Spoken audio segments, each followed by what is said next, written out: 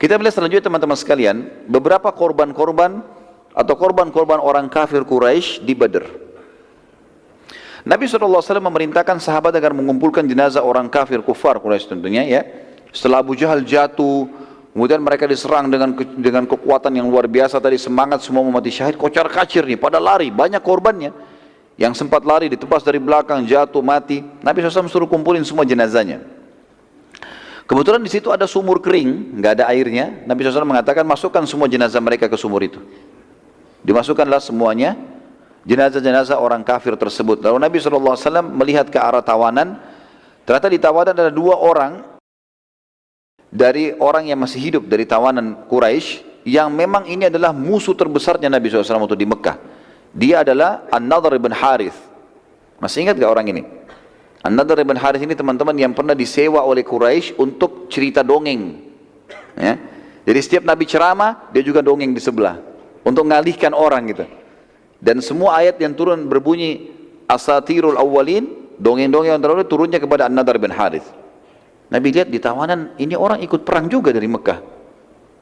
Itu yang pertama. Dan ini turun 7 ayat Al-Quran menyebutkan ya tentang orang ini, Asatirul Awwalin itu. Pada saat dia mencela dakwah Nabi SAW ya.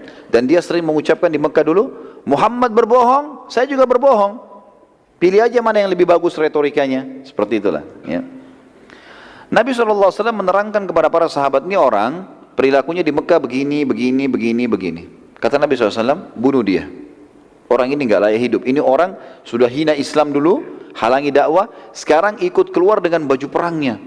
Perang lawan muslimin. Kebetulan ditawan, kalau enggak dia akan korbankan muslimin. Ini orang nggak bisa bukan cuma tawanan saja. Maka para sahabat pun membunuhnya. Lalu Nabi SAW melihat ke arah yang lain, ada Uqbah bin Abi Mu'aid, salah satu pimpinan Quraisy. Uqbah ini termasuk orang yang pernah membawa kotoran hewan, unta, membuang di arah kepala Nabi SAW atau Nabi lagi sujud. Kotoran unta, kotor sekali, jorok ini, bau nggak benar, gitu kan?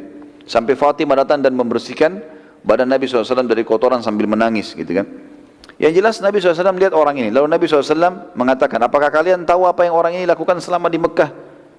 Ialah yang telah menumpahkan di atas tubuh dan kepalaku kotoran unta saat aku sedang sujud menghadap Allah depan Ka'bah. Ini perilaku berat ini. Nabi dihina saya sudah masalah. Lagi sujud masalah lain. Depan Ka'bah masalah lain. Kumpul semua ini. Ya. Ia juga pernah suatu hari saat aku sedang sujud depan Ka'bah, ia meletakkan telapak kakinya di batang leherku. Pernah Nabi di waktu yang lain selain numpah kotoran, juga Nabi lagi sujud diinjak lehernya Nabi dari atas. Oleh ini orang ini, Uqbah bin Abi Mu'aid ini. Kemudian aku merasa seperti aku akan mati, karena nggak sempat melawan. Orang terinjak lagi sujud, nggak mungkin. Jadi Nabi SAW mengatakan sampai aku merasa aku akan mati karena nggak bisa nafas, diinjak batang lehernya. Mendengar perkataan Nabi SAW, maka seorang sahabat Nabi, dan ini kita kalau hidup di zaman itu teman-teman memang luar biasa harusnya jeli. Ada sebagian sahabat jeli sekali. Nabi sering memberikan isyarat, siapa yang cepat dia yang dapat pahalanya. Ya.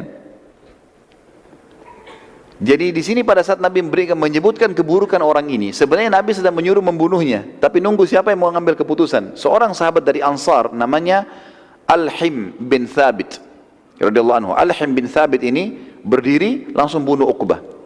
Sudah tahu ini perintah Nabi. Jadi di sini juga teman-teman sekalian, saya sudah pernah bahasakan waktu kita sebelum bahas perang Badar, kalau kita sedang membahas tentang perilaku Nabi di masa lagi aman di kota Madinah dengan orang kafir, dengan para tetangga, dengan Nabi nggak pernah berbuat kasar sama sekali. Tidak pernah sama sekali. Tapi kita harus bedakan antara perilaku ini dengan perilaku di kancah peperangan. Ini ada bedanya nih. Karena kancah peperangan teman-teman beda sekali. Kasusnya adalah kafir harbi yang dihadapi. Orang kafir yang sengaja keluar mau memerangi muslimin.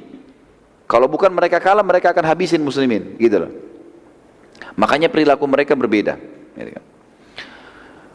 Ini juga seperti saya bilang tadi teman-teman sekalian, jadi pelajaran di sini, Nabi SAW kadang-kadang memotivasi sahabat untuk sedekah. Misal beliau mengatakan, waktu pernah ada orang masuk ke Madinah, kelihatan mereka sangat miskin, kurus, wajahnya sampai hitam, menghitam karena susahnya, nggak ada makanan, panasnya udara. Baju mereka cuma kain yang diikat. Nabi SAW naik dari mimbar lalu memotivasi para sahabat. Sedekahlah, sedekah itu meredam murkahnya Allah, sedekah itu tidak mengurangi harta. Terus Nabi motivasi sahabat sebelum orang-orang ini tiba di masjid untuk membantu. Ada satu sahabat yang memulai, teman-teman sekalian, keluarkan uang lalu taruh di depan Nabi SAW. Ya Rasulullah, ini saya. Dia memulainya. Maka kata para ulama, orang ini cerdas. Dengan dia memulai, yang lainnya pada ikut melakukannya. Maka dia panen pahalanya, dia panen pahala orang yang mengikutinya. Uqbah sebelum dibunuh tadi oleh Al-Him radhiyallahu anhu, Uqbah berkata, mengapa kalian harus membunuhku sementara aku termasuk salah satu tawanan kalian, dan tawanan kalian yang lainnya kalian biarkan? Maka para sahabat menjelaskan, bukankah kau buat begini? Bukankah kau injak lehernya Nabi? Bukankah kau pernah menuangkan kotoran? Dijelaskan.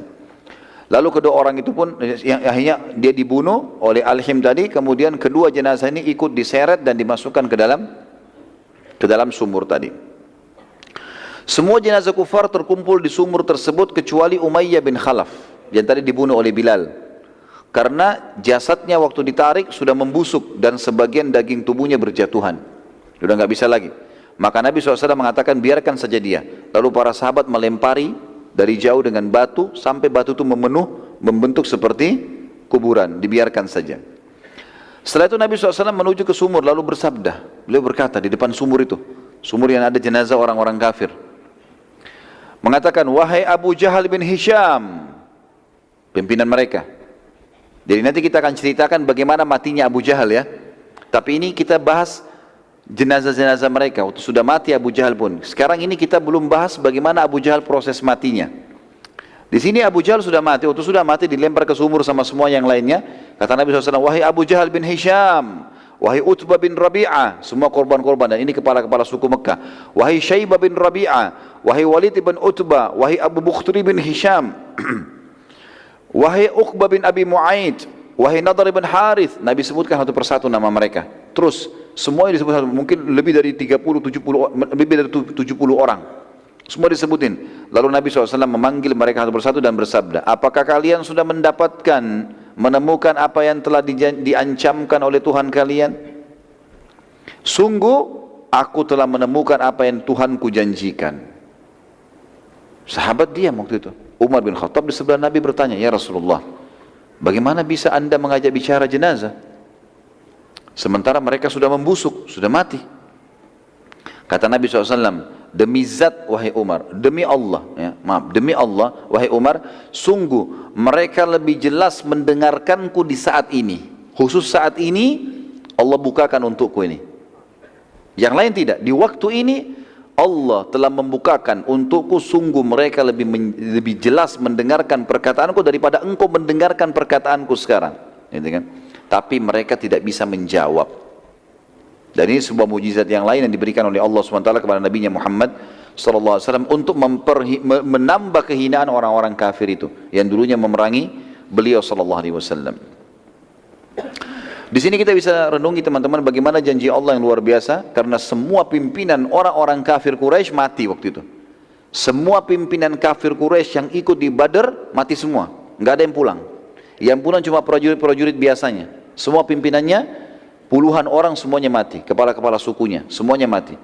Nanti kita lihat setelah perang Badar tertinggal di Mekah Abu Sufyan, karena Abu Sufyan tadi pimpin kafilah.